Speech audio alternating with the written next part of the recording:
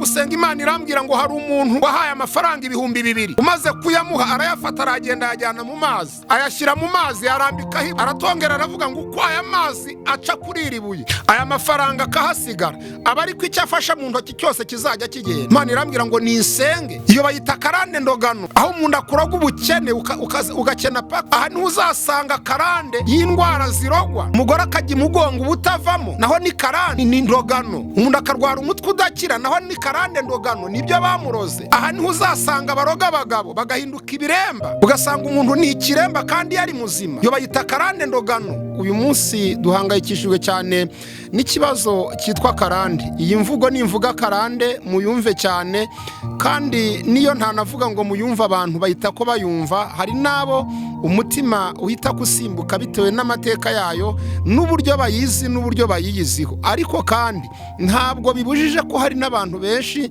batuma karande zitanacika mu bantu ku mpamvu z'uko batazemera. Bamwe bati nta karande ibaho kugera ku rwego umuntu yitwaza ngo yarakijijwe ngo ndi muri Kristo Yesu, ngo uri muri Kristo Yesu aba ari icyaremwe gishya ngo nta karande yahura nayo. Kandi wagenzura uwo muntu bivuga ugasanga zaramwishe, zangije abana be, zangije ababyeyi be, abamukomokaho zarabangije, agiye kuzapfa ari indushyi, ariko akakubwira ngo nta karande ibaho, akakubwira ngo nta karande ikora ku bantu basenga.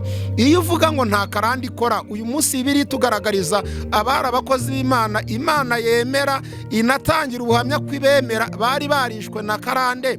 Reka nkwereke Aburahamu nitumuzi twese si inshuti y'Imana. Aburahamu yari afite karande yo kubeshya kugera ku rwego yaragiye utanga umugore we abeshya ngo ni mushikiwe. Umuhungu w'Isaka basamugira ngo siko byagenze. Yakobo byagenze gute umwuzukuru we? Ikinyoma yabeshya yita Esawu kandi ari Yakobo ntabwo mukizi. Iyo si karande yaturutse kuri Aburahamu. Mugira ngo nuwo gusase Dawidi Imana yavuze ko afite umutima umeze nk'uko Imana ishaka yishimira.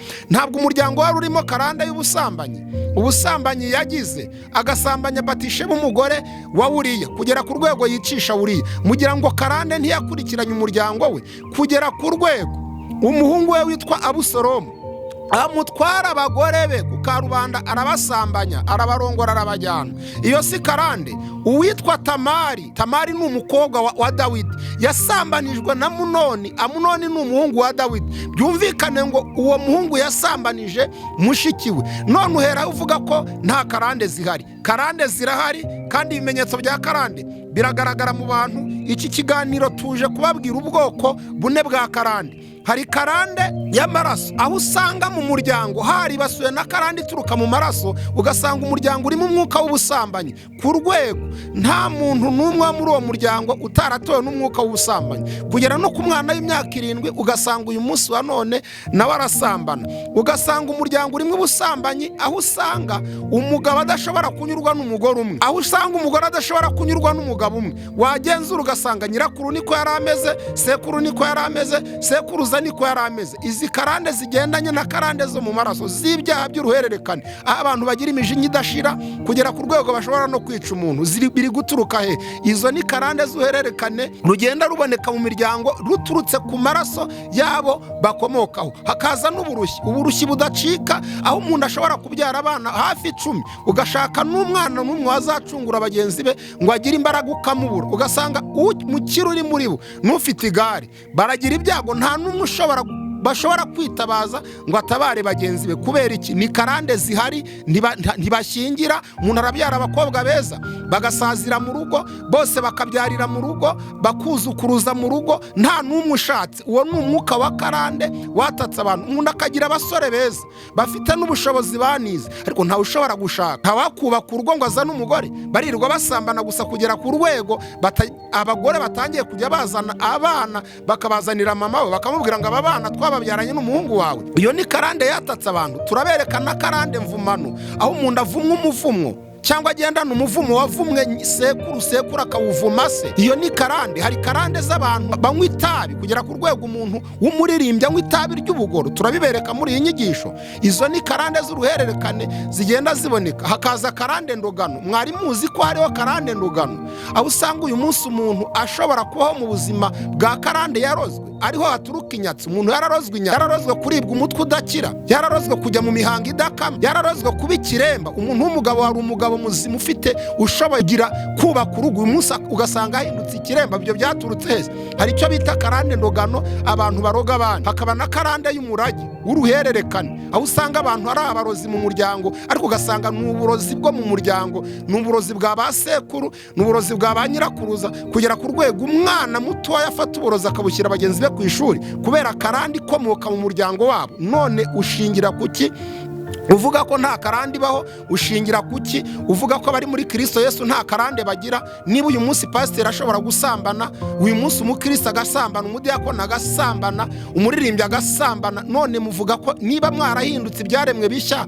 ibyo byaha bidacika ku buzima bwanyu byaturutse he? Byose biterwa no kutamenya. Kandi mbibutse ko iyo utamenye ngo umenye ukuri ku kintu kirakwica ugagarana nacyo kugeza upfuye. Wowe rero wifuza kumenya ngo karande ni iki, ikora gute, igenda gute, itera gute, ese umuntu yayikira gute, nyemerera ubane natwe muri iki kiganiro ugitangire kugeza tugisoje. Ndabizi neza ko ibibazo wibaza ku kigendanye na karande turasoza ikiganiro wamaze kwibonera igisubizo. Imana nibampera umugisha mwe mugiye kubana natwe muri iki kiganiro. Turabakunda. Umugoroba TV, ijoro rirakuze burenda gucya. Iki ni igihe cyo gukanguka. Dukanguke. Umugisha n'amahoro biva ku Mana Data wa twese, se umwami wacu Yesu Kristo, nibibane namwe nshuti zacu, bakunzi bacu. Tubana umunsi ku munsi mu biganiro byiza, ibiganiro by'iyobokamana, ibiganiro birimo guhembuka, ibiganiro birimo kubohoka, ibiganiro birimo ubumenyi ndetse no kumenya byinshi mu byo tutari dusobanukiwe. Mbahaye ikaze aho muherereye hose ku migabane itandukanye, mu bihugu bitandukanye. Reka ngire nti Shalom, nimugire umugisha w'Imana. Nitwa Misago Alfred, nkaba ntumwigisha ubutumwa bwiza, n'umusesenguzi ku iyobokamana mu masomo atandukanye, cyane cyane tukibanda kuri bya bibazo biba bisa naho ari urujijo cyangwa se byateje urujijo mu bantu, bibaza bati se ibi byo igisobanuro cyabyo ni ikihe? Ibyo byose turagenda tukabifata, tukabisesengura, tugashakisha kumenya ukuri, ariko tutagamije gusenya, tudakoresheje ubwenge bwacu, ahubwo dukoresheje umwuka wera w'Imana. Ni munyemerere rero mbifuriza ibihe byiza, ariko ngira nti nimukomere. Turaje kugira ngo tuganire ijambo ry'Imana, turaje kugira ngo tumenye, nk'uko mu biganiro byacu dukunze kugaruka ku ijambo rivuga ngo tuzamenya ukuri. Ukuri niko kuzatubatura. Yesu Kristo niwe wabivuze mu butumwa bwiza bwanditswe na Yohana mu gice cyaho cy'8 umurongo wa 31 n'uwa 32, yaravuze ngo muzamenya ukuri, kandi ukuri niko kuzababatura. Iyo umuntu ataramenya ukuri aba ari imbata ya byinshi, ariko iyo umuntu amaze kumenya ukuri abatuka kuri byinshi. Uyu munsi rero tuje kubabwira iki? Uyu munsi tuje kubaganiriza ku bigendanye na karande. Karande ni imvugo, ni izina abantu benshi bumva, bamwe umutima ugasimbuka bitewe n'amateka bazi kuri iryo jambo ryitwa karande, ariko abandi bakaryumva bakisekera bati ibyo muba muvuga koko twakijijwe, karande twazikura he? Ariko disi aba nabo nta wabarenganya, niko ubumenyi bwabo buri, kandi nta muntu tujya turenganyiriza. Kumenya kwe umuntu wese angana n'igipimo cy'ubumenyi afite. Ubumenyi umuntu afite rero turabumwubahira, ariko turifashisha ijambo ry'Imana kugira ngo tuze kureba koko mu by'ukuri niba karande zihari, niba karande zibaho, ese zitera zite. Ariko kandi ntabwo turi hano ngo tubereke karande uko zitera gusa, turanabereka uko umuntu azikira kandi agasigara abohotse. Muri ibyo byose ni munyemerere tubanze dusenga Imana. Imana nziza, Imana y'urukundo, Data wa twese uhoraho, umuremyi w'ijuru n'isi. Turagushimiye kandi turaguhimbaje. Uyu ni umwanya tuje ngo tuganire ijambo ryawe. Mfasha nk'umwigisha, simvuge ku bwanjye, sinkoresha ubwenge bwanjye n'ibitekerezo byanjye, ahubwo umwuka wera mbeho anyobore muri byose, kandi abumva nabo bumve basobanukirwe, umwuka wera bafashe kubyumva ndetse no kubisobanukirwa, mu izina rya Kristo Yesu, amen. Munyemerere dusome ijambo ry'Imana, kuko byose biyoborwa n'ijambo ry'Imana. Turasoma igitabo cy'amaganya ya Yeremiya, amaganya ya Yeremiya igice cya 5, turasoma umurongo wa 7. Haragira hati, ba data bakoze ibyaha kandi ntibakiriho, natwe twikoreye ibicumuro byabo. Ba data bakoze ibyaha kandi ntibakiriho, natwe twikoreye ibicumuro byabo. Nshuti zanjye, iri jambo ryihishemo ibanga rikomeye. Uyu mugabo ni umuhanuzi yitwa Yeremiya, yanditse igitabo cy'ubuhanuzi kimwitirirwa mu bahanuzi bakuru, ariko kandi yandika na kino gitabo cyiswe amaganya. Ni amaganya kuko ni igitabo cyaranzwe n'amagambo arimo umubabaro n'agahinda kubera ubwoko bw'iwabo, ibihe bwabayemo, ariko kandi aza kugenzura no guhishurirwa, asanga mu bibazo bari bafite hari harimo n'ingaruka z'inkomoko y'abasekuruza bari batakiriho. Humvikanye mu ijambo rigira riti, ba data, ba sogokuru, ba papa bakoze ibyaha kandi ntibakiriho. Aka kantu mukiteho cyane, kavuga ngo kandi ntibakiriho.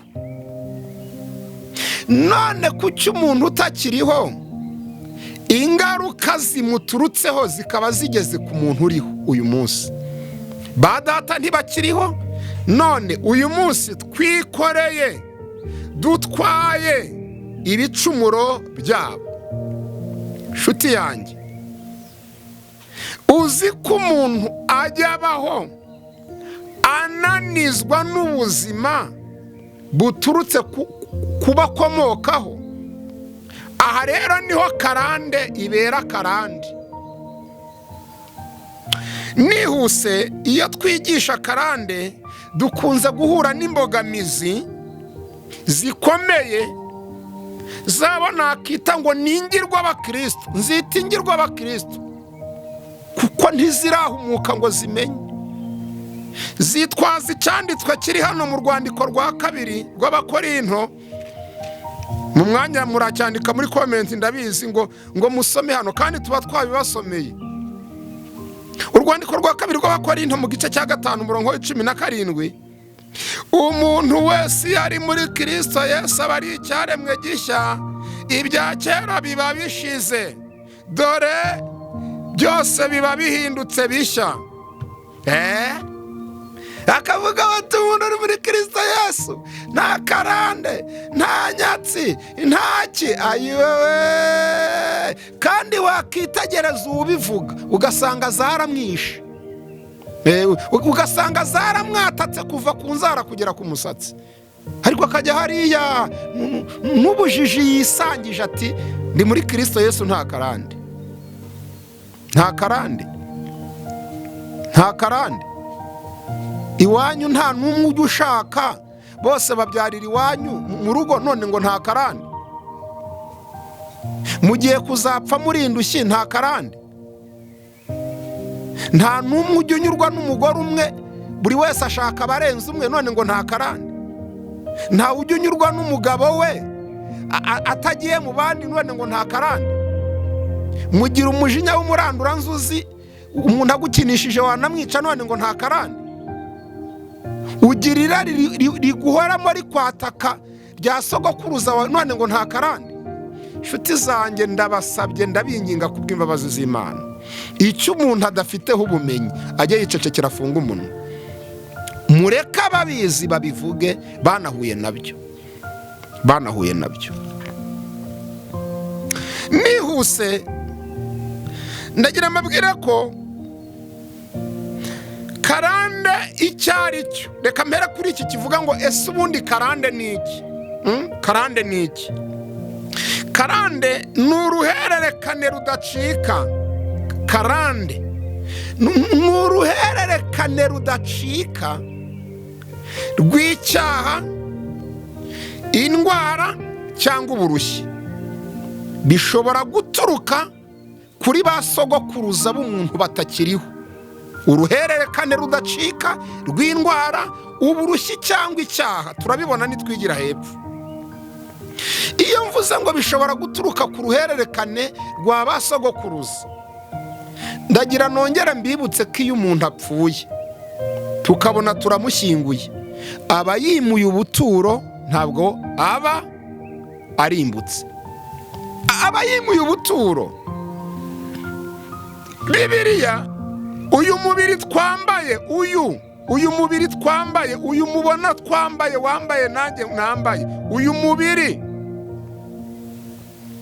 Urwandiko rwa kabiri rw'Abakorintho igice cya 5 umurongo wa 1, tuzi yuko niba inzu y'ingando yacu yo mu isi izasenywa, dufite inyubako ituruka ku Mana, inzu itubatswe n'intoki, itazashira yo mu ijuru, kuko tunihira muri iyi ngando twifuza kwambikwa inzu yacu izava mu ijuru, kugira ngo tuyambare tutazasangwa twambaye ubusa.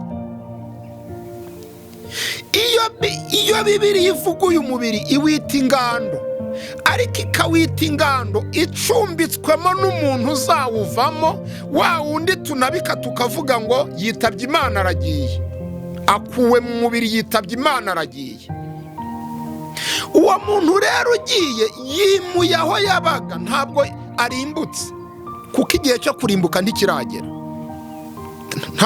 nk'uko igihe cyo guhabwa ingororano kitaragera. Bibiliya irabivuga, ni nako n'igihe cyo kurimbuka kw'abanyabyaha kitaragera. Erega kurimbuka nabyo ni ingororano. Ese tuvuga ingororano mukagira ngo ingororano ni iziryohera gusa, hari n'ingororano zisharira. Igitabo cy'Ibyahishuriwe Yohana igice cya 22 umurongo wa 12, dore ndaza vuba ntatinze kugira ngo ngorore buri wese ibikwiranye n'ibyo yakoze. None se urumva n'uwakoze ibi batazamugororera? Kurimbuka ni ingororano, n'ubugingo ni ingororano. Ibyo byose rero nta na kimwe kiragatangwa, nta urarimbuka, nta n'urahabwa ingororano, barategereje. Kuko kuva isi yabaho icyiciro dufite cyarimbutse burundu, ni kimwe, ni icyarimbuwe n'umwuzure wo ku bwa Nowa. Nyuma y'umwuzure kuva kuri Nowa kugera uyu munsi, abo mwagiye mwumva bapfa niyo baba ari ab'i Sodomu n'i Gomora bahe, ni urupfu rwo kubambura uyu mubiri bakagenda, ariko ntabwo ari urupfu rwo kubarimbura, kuko bazitaba urubanza. Kurimbuka kubone kubaho, kuko rero kurimbuka kutarabaho, abo bantu bazitaba urubanza bafite aho bari.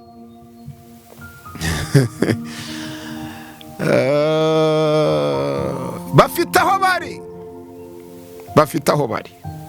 Uko kuba rero baba bimuye ubuturo batarimbutse, bakimura ingando bakajya ahandi, muri bo havamo imbaraga zidukiranya zitunaniza. Urwandiko rw'Abefeso 6 uhereye ku 10, muhagarare mudatsinzwe, mukomere ibisigaye, mukomerere mu mwami n'imbaraga z'ubushobozi bwe bwinshi, kuko tudakirana n'abafite inyama n'amaraso, ahubwo dukirana n'imyuka mibi y'ahantu ho mu ijuru, n'abatwari bafite ubushobozi bategeka isi y'umwijima. Ntabwo abadukirana nabo bafite inyama n'amaraso, harimo n'imbaraga z'ibisi z'abasogokuruza babuze ubugingo batakiriho. Iyo rero umuntu atakiriho, iyo akijijwe, Bibiliya ivuga ko agira marayika. Iyo adakijijwe agira umuzimu. Turajya tubaha ibyanditswe. Iyo akijijwe, ibyakozwe n'intumwa 12 umurongo wa 13 kugera kuri 15, agira marayika we. Iyo adakijijwe, Luka 24 umurongo wa 39 na Matayo 14:26, agira umuzimu. Hari ikintu abakera baturusha, nubwo tuvuga ngo ntibari bazi Imana, ariko ibyo bemeraga bari babizi. bari bazi umuzimu, bazi nuko bamuterekera. Umuntu agasaza akava mu muryango bati tumuterekere, ejo atava anatugwa nabi. Bari bazi ibyo babizera, babaga babizi ibyo bemera, babaga babizi. Ariko wowe uri mu rusengero maze mu imyaka kayabo wirirwa wirukana abazimu utanabazi. Baraguha umwanya wo gusenga ati ndirukana abazimu n'abadayimoni, urusengero rwose rugatera hejuru ati mu izina rya Yesu. Ariko twashyiraho abana inyigisho nk'iyi ivuga umuzimu ati reka abazimu se babaho. Ibyo mukina nabyo murabizi. None wirukana abazimu utazi. Tuzaba mu kigare tugeze ryari? Tuzageza ryari? Turagusobanurira umuzimu ati iyo ni imitwe nta bazimu. None urasenga ukamwirukana, pasiteri wawe agasenga akamwirukana, ukuyoba yarasenga akamwirukana, umuntu akavuga amagambo asenga ntimuvuga, ariko yagera ku muzimu ati mu izina rya Yesu. Mwikanga utabaho, mumwikanga avuye he niba atabaho? Mana idufashe kandi tugirire neza. Ntabwo dufite amahane, ahubwo dufite ifuhe cy'uburyo abantu bari mu bintu batabizi, akaba ari nayo mpamvu bibazengereje, bibananije mu buzima bwa buri munsi. Iyi myuka rero izerera idafite ubugingo isura abantu mu nzozi, bagasurwa nayo. Hakaba nubwo umuntu yishimira kenshi ko ari gusurwa. Iyo uyu munsi mama yansuye, ejo papa yaransuye, mukuru wanjye yansuye, murumuna wanjye yansuye. Okay, ntabwo nanze ko umuntu wawe ushobora kumubona nka rimwe nyuma yo gukurwa mu mubiri, birashoboka. Umuntu w'umuntu ntahajya, ntahita ava mu muntu. Ushobora no kuryama ukamwikanga, ushobora kugaruka mu bitekerezo ukamurota kuko ari kumutekereza, ushobora kumwikanga winjiye mu nzu kuko nyine ntarakuvamo. Ariko noneho byahindutse ubuzima, na nyuma y'imyaka ingahe uracyaryama ati namubonye yaje. Harimo ikibazo gikomeye. Tushobora no kubivuga ngo usengerwe. Dufite ikibazo, nagize ubwoba, naratinye, nakiriye ubuhamya bw'abantu basambanywa n'iyi myuka. Nigeze njya gusengera umukobwa wari ufite ikibazo cyo kuza gusambanywa na se wabo. Ise wabo wari warapfuye. Mpamagawe na mama warambwira ngo ngwino usengera umukobwa wanjye, se wabo wapfuye ajyaza kumusambanya, akamuhunga akajya muri saro. Niba umuntu ashobora kurara asambana n'abantu bwacya akababura, yasambanaga nande? None twavuga abazimu ati nta bazimu babaho. Mwumva koko nituguma muri ubu buzima bwo kujya turwanya ibintu byose ngo nuko ngo abari kubivuga ngo atari abadogiteri, maze sinzi ikibazo gihari. Harya murashaka abadogiteri, muzumva ibivuzwa n'abadogiteri. Ibivuzwa n'abadogiteri nibyo muzumva, nibitavugwa na dogiteri ntimuzabyumva ngo mubyumve. Umwuka wera w'Imana se aba mu badogiteri gusa? Ni abadogiteri abamo gusa? Imana se yamagaye abadogiteri gusa? Mu ijuru se hazajya abadogiteri gusa? Niwinjira mu buzima bwo kutemera ikintu, ntuzitwaze uri kukivuga, ahubwo uzumve ngo ikintu ari kuvuga nicyo cyangwa si cyo. Naho nusenya ikintu ushingiye kuri kukivuga, hari amahirwe menshi azagucika kuko wayazaniwe n'uwo utatekerezaga ko yayakuzanira. Azagucika. Turi ku ijambo ryitwa Karande, aho turi gusobanura inkomoko yayo. aho ituruka mbere yuko tuza kubereka n'icyo bita ubwoko bune bwa karande. Nari mbabwiye ngo iyi myuka isura abantu ibasura mu buryo butandukanye. Hari basura mu buryo bw'iterabwoba, hari n'ibasura mu buryo bw'impuhwe.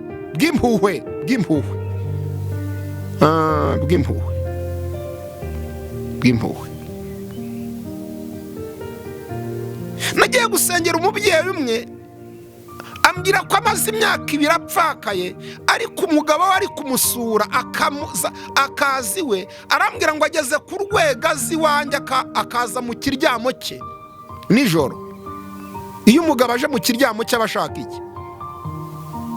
Harantabaza. Ndagenda musengera Imana, ariko nari ngamije no gukora ubutasi mu bana be ngo menye niba nta mwana urimo ise ashaka kuzacumbikamo, kuko hari igikorwa kijya gikorwa n'iyi myuka dufata nko kuzukira mu muntu. Ni igihe umwuka utakiriho aza akinjira mu buzima bw'umwe mu bakiriho, none ubuzima bwa wa wundi bugahita buhinduka, imyitwarire yose igahita isa n'iya wa wundi umwinjiyemo. Ni umubyeyi se araje yinjiye mu kana ke, mu mwana umwe mu bana be. Guhera uwo munsi niba ari se, umwana atangiye kujya arya nka se, akavuga nka se, akagenda nka se, akaririmba nka se, akagira umujinya nk'uwa se, agasakuza nka se, agasinda nka se, akanywa itabi nka se. Bamwitegereza bati aka kana kakurikije se, yaba yari se wagarutse akamujyamo. Aka kana kakurikije nyina, yaba yari nyina wamwujemo. None mugira ngo igihe cyose bacumbikiye uwo muzimu hari amahoro azaboneka muri uwo muryango?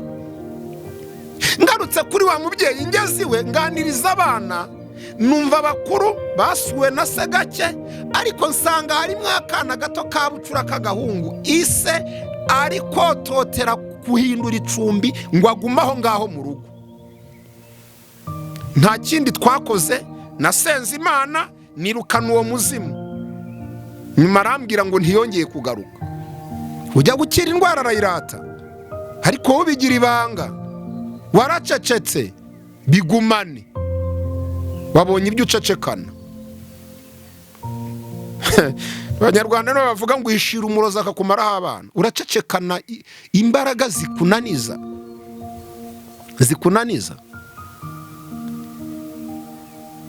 Muri 2009 nabanaga n'umusore yari inshuti yanjye, yaje gukurwa mu mubiri, turamuherekeza. Mu mezi 2 yaraje aragaruka ansanga iwanjye aho nabaga nari nkiri umusore. Yinjira muri saro, ndamureka. Njya nkunda kuvuga nti iyo ubonye umuzimu mbere cyangwa umudayimoni ukagira umugisha wo kumubona mbere atagufatiranije, urabanza ugatuza ukamukuramo amakuru. Kireke yagusanze mu ntege nke, yagusanze mu ntege nke ari ubwo agufatiranya, ukabibwirwa nuko umwuka wagiye wabaye muke, ukajya ugarura kuka gake utokesha ati mu izina rya Yesu, mu izina rya Yesu, mu izina rya Yesu, akagenda kurekura, ariko igihe yaziye ntuba wakimenye. Iyo rero uri maso ukamubona, urabanza ukamukuramo amakuru. Yosuwa igice cya 5 umurongo wa 13 ngo abone marayika w'Imana ati uruwo mu bacu cyangwa nturuwo mu bacu. Ntabwo yihutiye kumurwanya ataramenya ngo aragenzwa n'iki. Jya ubanza ukura amakuru mu mwanzi, umenye n'ikiri kumugenza. Cyakora niba nta bushobozi ufite bwo kubanza kumukuramo amakuru, jya umwirukana hakiri kare. Ni kuba maze gukura mu guhangana n'imbaraga mbi. Ndamubaza ndi kuje hano uragenzwa n'iki? Arambwira ngo aho nagiye banyimye icumbi, none narinje ncumbikire. Mbitamenya ko yabaye roho mbi, nibuka igitutsi ababyeyi bajyaga batuka abana. Uyu munsi ntekereza ko batagitukana, nta nubwo bikigezweho gutukana. Niba hari n'uwabikoraga bicikeho. Ni ibintu ubona biteye isesemi, biteye isoni. Ni umwanda mubi. Kubona umuntu mukuru arimo aratukana n'umwanda, n'umwanda mubi. bajyaga batuka abana bakavuga ngo kiriwe kizerera nka roho mbi. Naho ubwo umwana yiriwe atembera asirikira aca hano ngo yataha ku mugoroba kiriwe kizerera nka roho mbi. Kavuga nti roho mbi. Aho mariye kwiga no gusoma ibyanditswe no kumenya no guhishurirwa, nibwo namenye ko uwo mwana babaga bamugereranije na ya roho y'umuntu wabaga yarapfuye akabura haturiza, agahitamo kwirirwa zerera mu isi y'imyuka. Mu isi y'imyuka. Nawe wumve icyo gitutsi uburyo cyari kibi. Bitamenya ko uwo muhungu yahindutse inzererezi, ndamuvudukana aragenda. Nongeye kumubona rimwe ansanga mu masengesho ari kwa gatanu nyoboye amasengesho ahantu nayoboraga.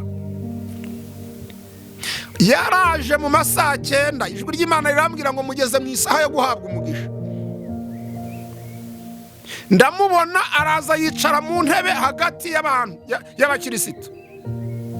Ndamubaza ndi kuri hano bite? Arambwira ngo narije mpabwa umugisha hamwe n'abandi.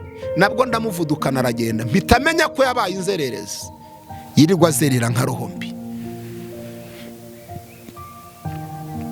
Ibyo byose ni ibimenyetso bigaragaza gusirikira kw'imbaraga z'imyuka mibi bituruka no kubisekuru. Uko kuzerera rero, ubwo buzimirimo bwo kuzerera, niho hava ingaruka zikomeye ku rwego zizabyara na karande ngiye kubabwira.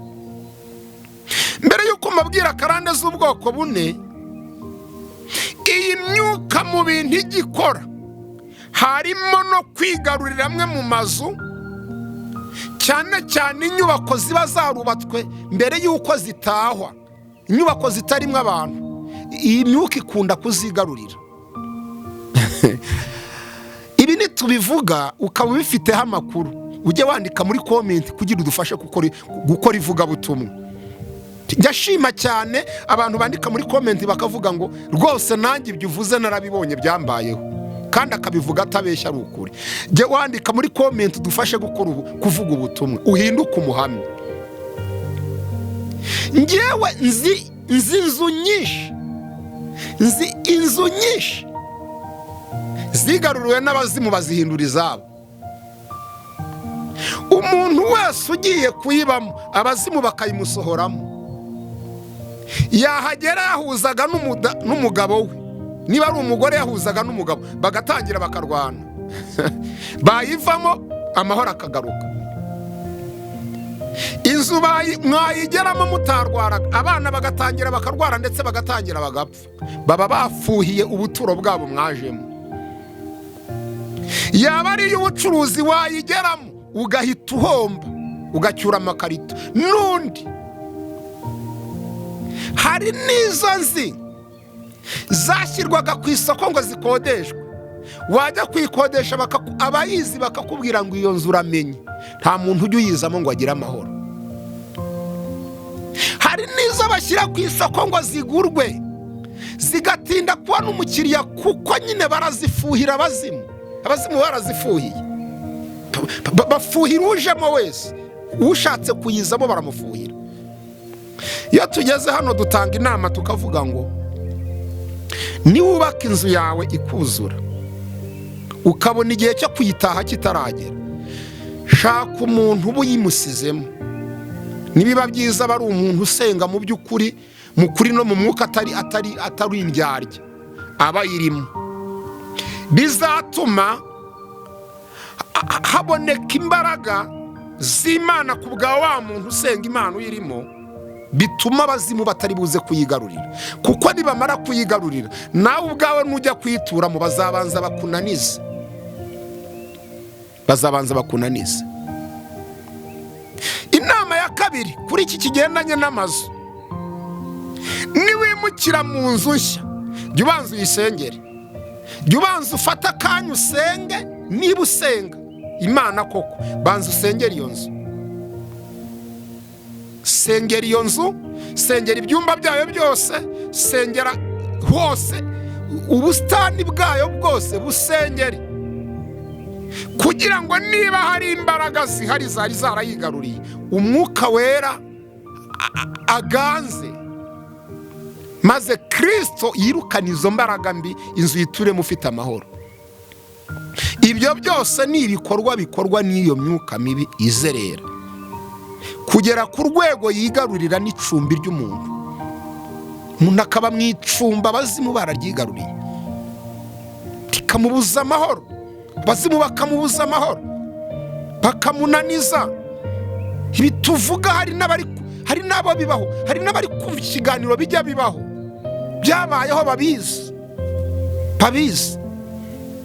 Kuko mu bantu 20 ntihashobora kuburamo umuntu umwe watatswe, wananijwe n'izi mbaraga, wananijwe n'iyi myuka mibi, wananijwe n'izi mbaraga za sekibi,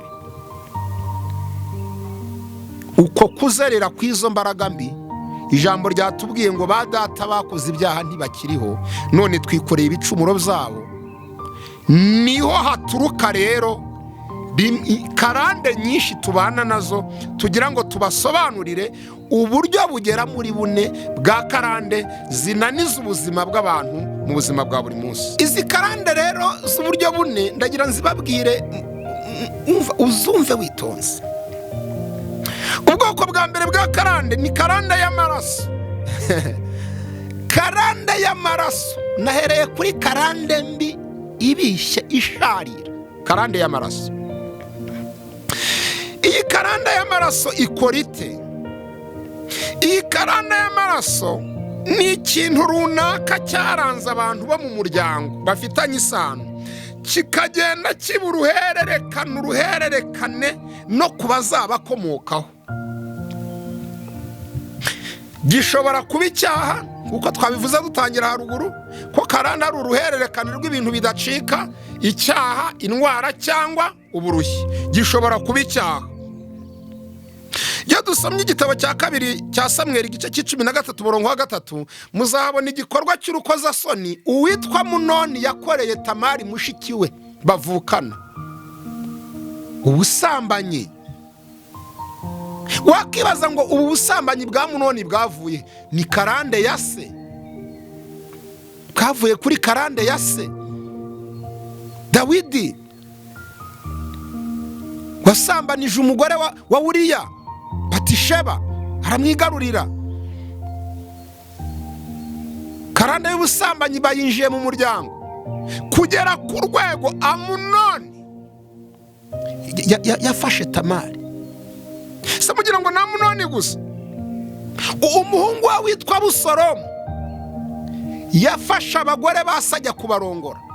Abagore base ajya kubarongorera ku karubanda. Warangiza ukavuga ngo nta karande ibaho. Ubikura he? Karande yo mu maraso. Ugasanga umwuka w'ubusambanyi mu muryango, ugasanga sekuruza wawe yari afite abagore 4, sogokuru wawe yari afite 3, iso uyu munsi afite 2. Nawe nubwo ufite umwe, agatima kari kurehareha kuzana undi.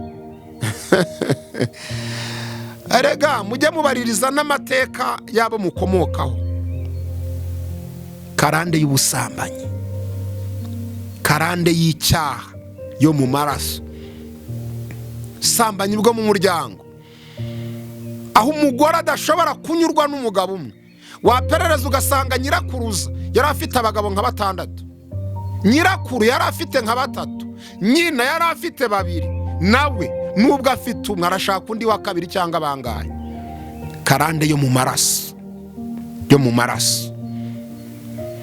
Aho usanga mu muryango haba umwuka wo kunywa inzoga, ugasanga sekuruza wanyu yari umusinzi kavimviri, sogokuru wawe yari umusinzi, iso ni umusinzi. None nawe witwa ngo warakijijwe ariko uranywa. Nawe uranywa cyangwa iranaguhumurira, cyangwa agatima kaba karehareha kujya kuyinywa. Bifite aho bikomoka. Karande yo mu maraso. Sanga abantu bafite karande yo kunywa itabi. Mukobwa umwe aherutse kumpamagara arambwira ngo nunsengere. ngo ngire kunywa itabi ry'ubugoro, bavuga hari kurirya kuko ryo baba barabijundika banza ari ukurirya, bararijundika.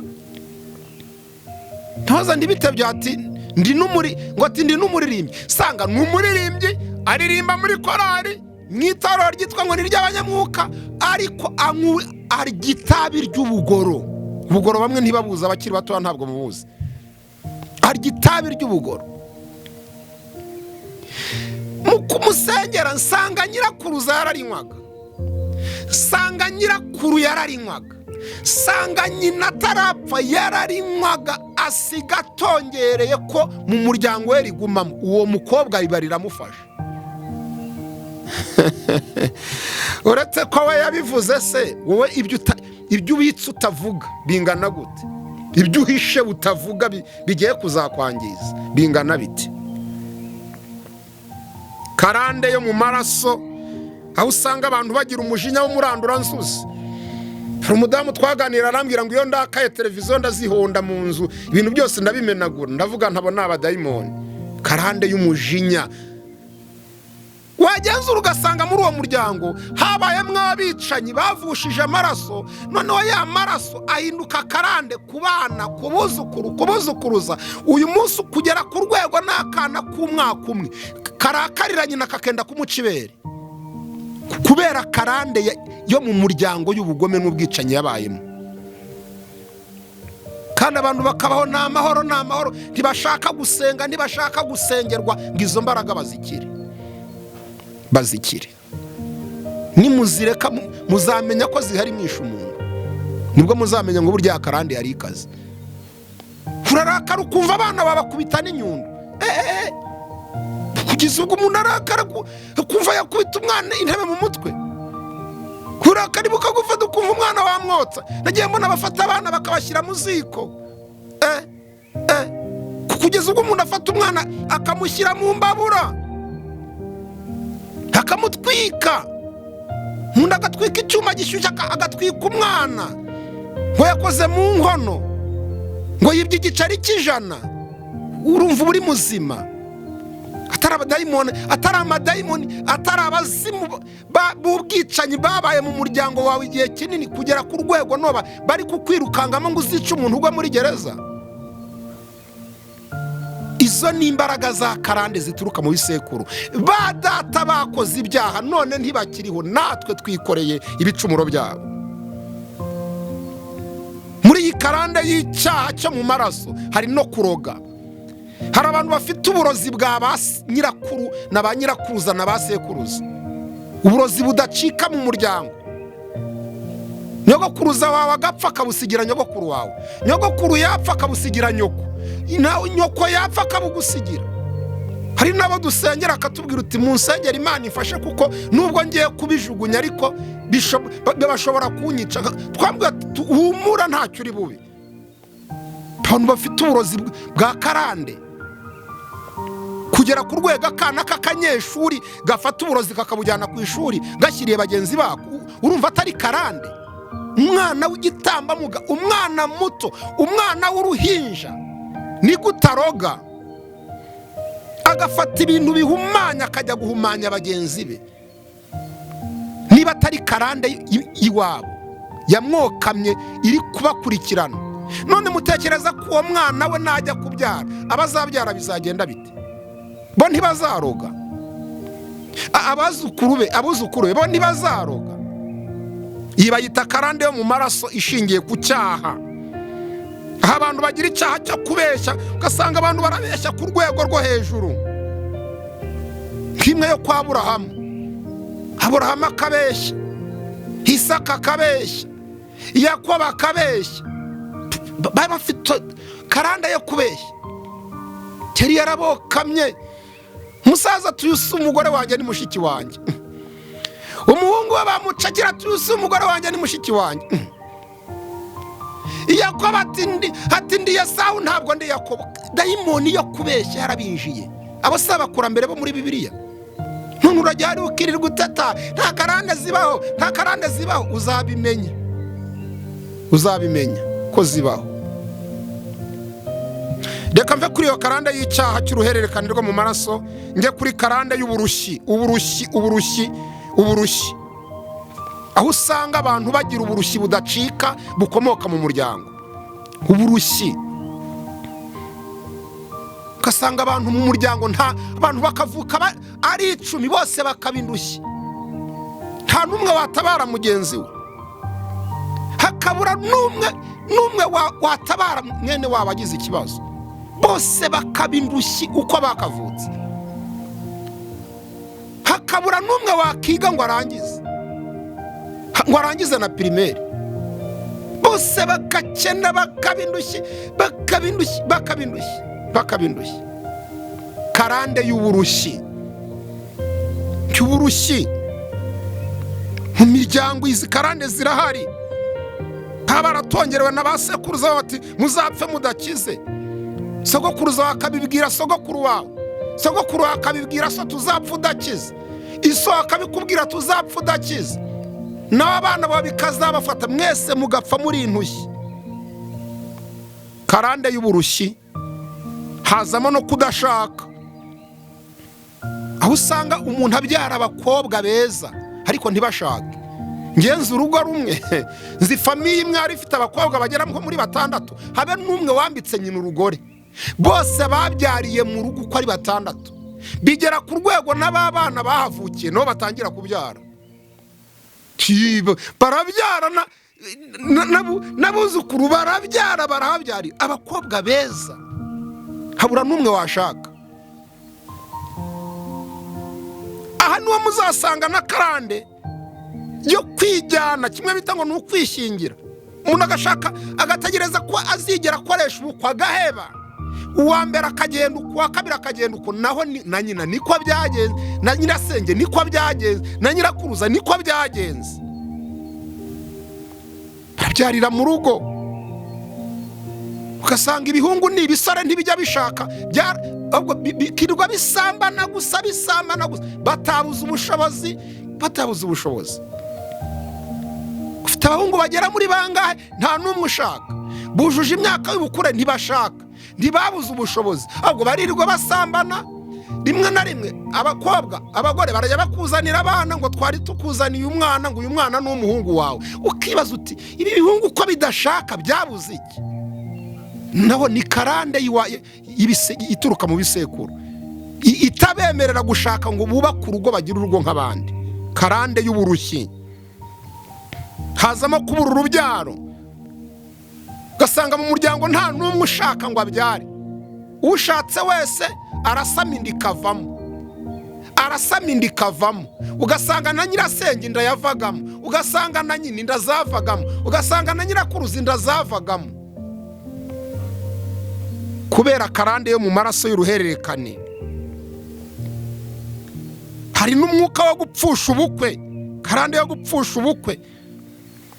Umuntu akarambagizwa ubukwe bugapfa, akarambagizwa amatariki bakayapanga ubukwe bugapfa, bakongera bakamurambagiza ubukwe bugapfa. Ni umudayimoni wa karande, kutazigera mushingira muri uwo muryango. Hari n'undi mwuka w'uburushyi nawe ntabura kubabwira, w'abantu w'uruzerero. Ugasanga umuntu arazerera, ugasanga umuntu yirirwa azerera uruzerero. Hakiyongeraho no kurara abantu amajoro, ugasanga umuntu ntajya aryama, ntakora akazi k'ijoro, si umunyerondo, si umusirikari, si umupolisi, ariko amaso yarahiye yabaye umutuku, yarwaye indwara z'umutwe kubera kutaryama, kubera karande ikomoka mu muryango wabo y'abazimu bamugenda. Uwakubaza ikintu gituma utaryama wakivuga ko nta kazi k'ijoro ukora, ariko wabaye inkanura amaso yarahiye, akazi ugakora uhunyiza kubera kukanura amaso utaryama. Umwaka ugashira, ibigashira, 3 igashira, warangiza uvuga ngo ni amahoro, kandi ukumva urabangamiwe, ariko kubyikiza bikakunanira. Haba hari indi mbaraga ibyihishe inyuma. Iyo ni karande yo mu maraso y'uburushyi ndetse n'icyaha. Ariko muri karande y'amaraso habamo n'uburwayi, aho usanga mu muryango habamo uburwayi bw'uruhererekane. ugasanga muri famiye hari uburwayi bw'uruhererekane, uburwayi budacika. Hari indwara zikunda kwishwamo na karande, ni nyinshi ariko reka mbabwiremo nkeya. Mu ndwara zikunda kwishwamo na karande harimo kanseri, ugasanga ni kanseri yo mu muryango, asima, igifu, umutwe udakira, indwara y'amaso, amenyo, pararize n'izindi ndwara. Izo ndwara zikunze kwishwamo na karande.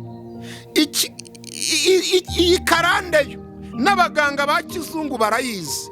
Uzarebe hari igihe uzajya kwivuza wumve muganga arakubajije ngo mu muryango wanyu hari umuntu warwaye asima, mu muryango wanyu hari umuntu warwaye pararize. Niki gituma muganga kubaza kuriya? Nuko azi ko habaho karande yo mu maraso y'iyo ndwara ari kukubaza.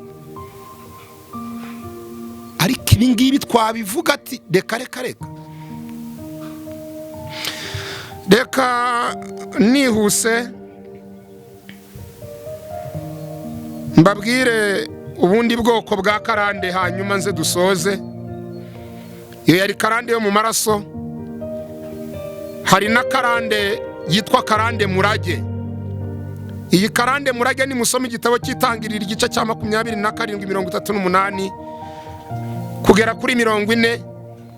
Uyu ni umurage uragwa n'umukurambere, kandi uwo murage ukagukurikirana, ugakurikirana uwo muryango. Ahantu hava ibintu byo guterekera, ugasanga mu muryango baraterekera, naho ni umurage w'abasekuruza. Hakazamo na bya bindi byo kuroga na bimwe byo kunywa amatabi n'inzoga. Hari igihe biba ari umurage uri mu muryango.